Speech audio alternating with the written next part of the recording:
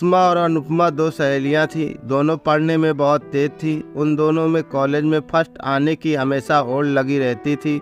दोनों ने अपनी पढ़ाई पूरी कर ली।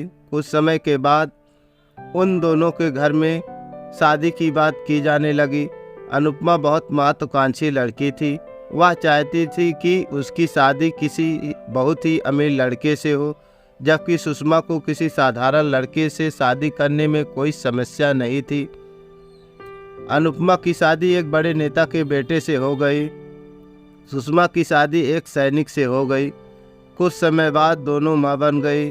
अनुपमा के बच्चे अपने पिता के धन और सत्ता के नशे में बहक गए। वे अपनी ही दुनिया में मस्त रहते थे। अब अपनी मां की ना तो परवाह करते थे और ना उचित सम्मान देते थे। अनुपमा के पति राजनीति में बहुत ज़्यादा व्यस्त रहते थे और अनुपमा के पति लापरवाह रहते थे।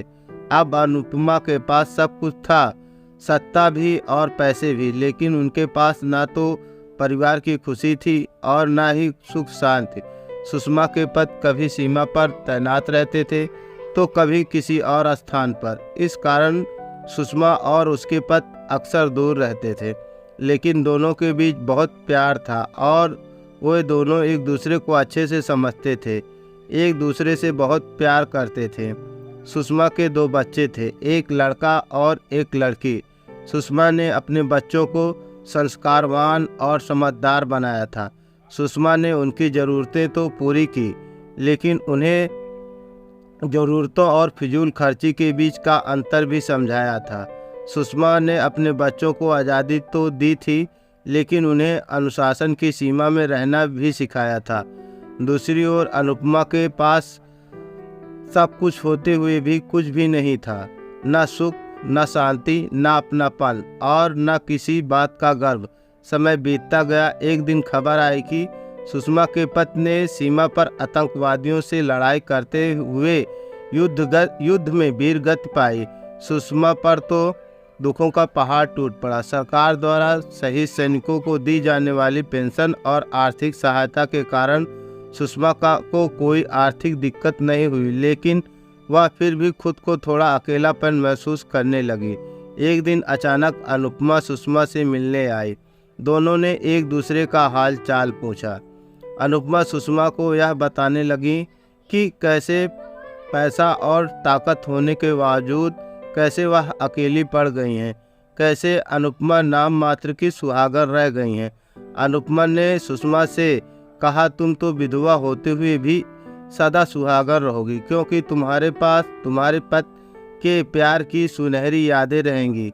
तुम्हें इस बात का गर्व रहेगा कि तुम्हारे पति देश के लिए जिए और देश के लिए मरे। तुम्हारी ज़िंदगी मेरी ज़िंदगी से कहीं बेहतर है। मैं भले ही सदा सुहागन का जोड़ा पहनूं, लेकिन वास्तव में सदा सुहागन तुम रहोगे।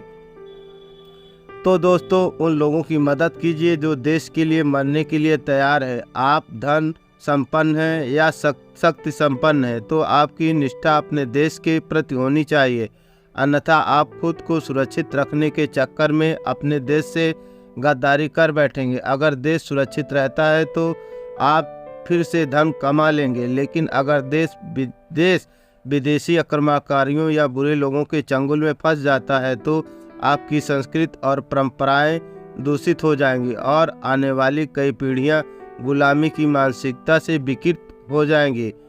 आशा करता हूं दोस्तों कहानी आपको पसंद आई होगी, तो वीडियो को लाइक करें, चैनल को सब्सक्राइब करें और हाँ, कमेंट करना ना भूलें। कहानी सुनने के लिए आपका बहुत बहुत धन्यवाद।